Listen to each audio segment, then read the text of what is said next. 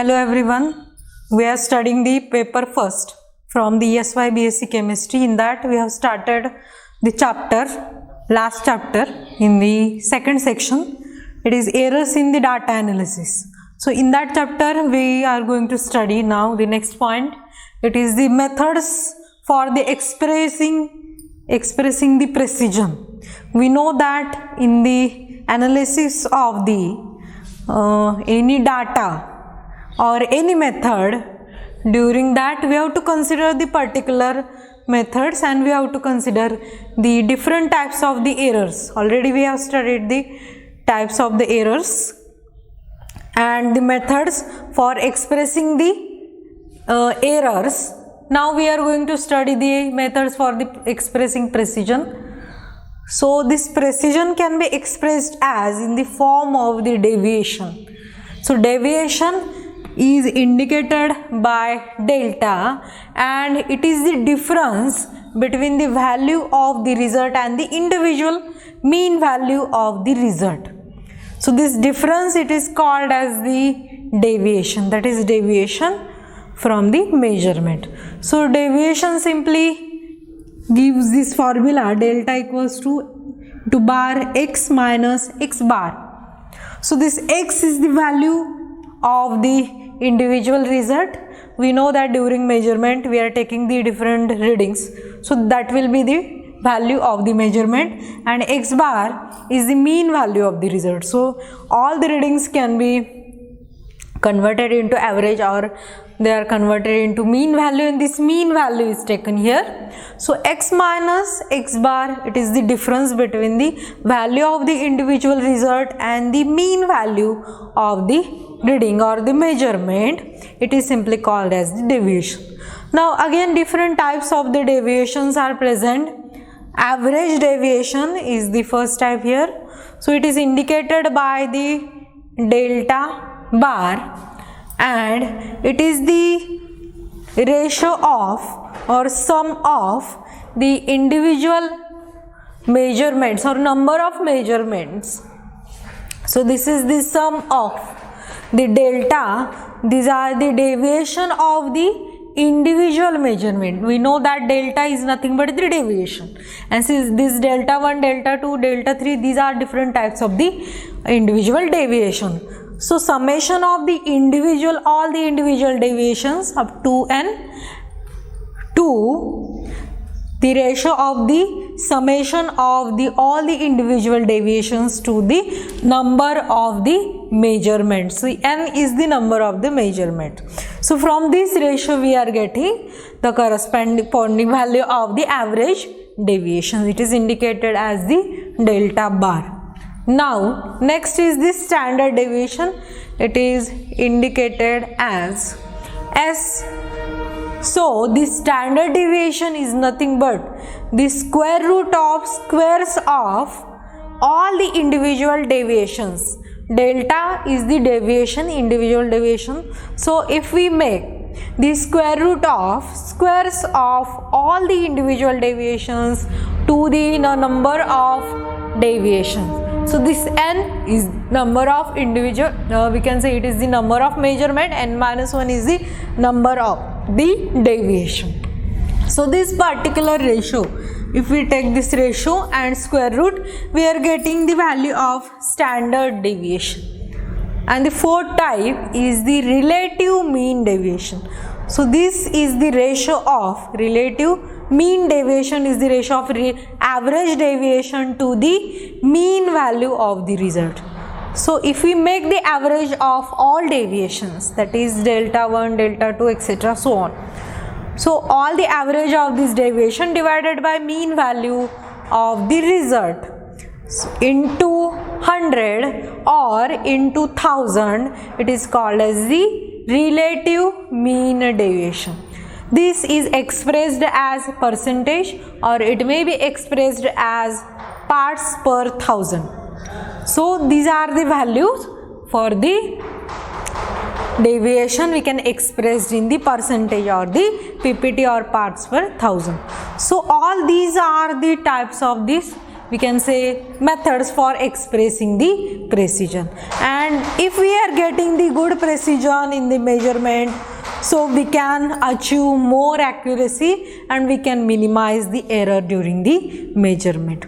So already we have discussed the methods of these errors, and now we are going to study the types of the errors which are present in the measurement.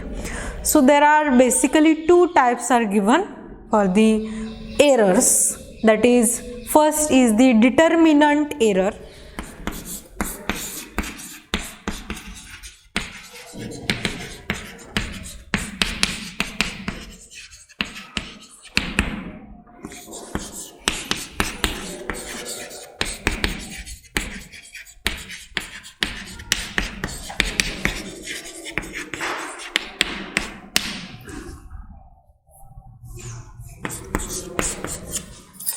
Now there are basically two major types of the errors.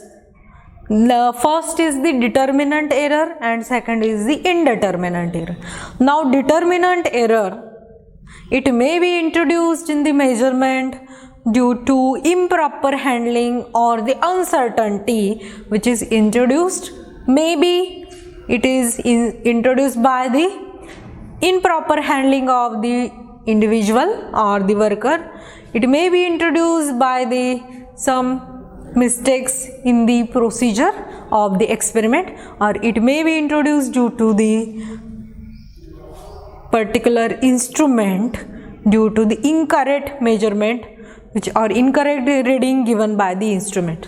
So these three basic errors or three basic types will divide the determinant error into three category, and further it is divided into fourth category. So total 4 categories or classification can be given for the determinant error.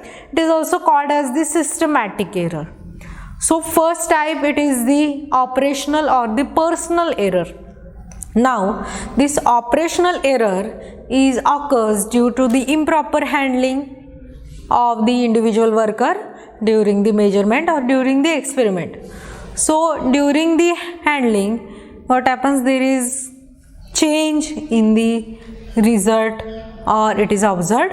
So result will get deviated and error will get generated. So this type of error, it can be discovered, it can be corrected, and it can be easily removed by using the skilled person or by using the proper discipline, self-disciplined implements, or the skilled person or the proper procedure for the handling. So this error, it can be eliminated or it can be minimized. Second is the error which is introduced due to particular instrument. It is called as the instrumental error or the reagent error, and due to this there is some mistake in the reading or there is uncalibrated instrument or apparatus which are present that will give the inaccurate reading. So this error can be removed again by calibrating the instrument or the different types of the apparatus like burette, pipettes, measuring cylinder, volumetric flask, etc. So all these apparatus should be calibrated before use so that we can remove this or we can minimize the instrumental error. And the third error which is occurred due to the experimental procedure, which is present in the experimental procedure. So these errors in the methods, third type is the error in the methods. In this error, in the procedure some inaccuracy is given or some concentration of the sample or there is inaccurate data is provided in the procedure or something wrong reagent which is applied in the procedure. So in that procedure, what happens, due to these experimental mistakes or inaccurate results, inaccurate data which is available in the procedure, so that will introduces the again error in the measurement. Again it can be removed. We can remove by correcting the procedure or by changing the method for the experiment. So method of the particular experiment, it may introduces the error in this measurement. So these are the types of the determinant error. And the second is the indeterminate error. So it is also called as the random error or the accidental error. So this type of error, they cannot be removed from the procedure. These error are having different reasons. They may get introduced in the while during the procedure when it is followed by a particular individual. So it cannot be easily removed. Random error, these are the errors which are occurs or they are present. They may be present in the procedure or they may uncertainly get introduced in the procedure or during the experimental or the handling of the instrument.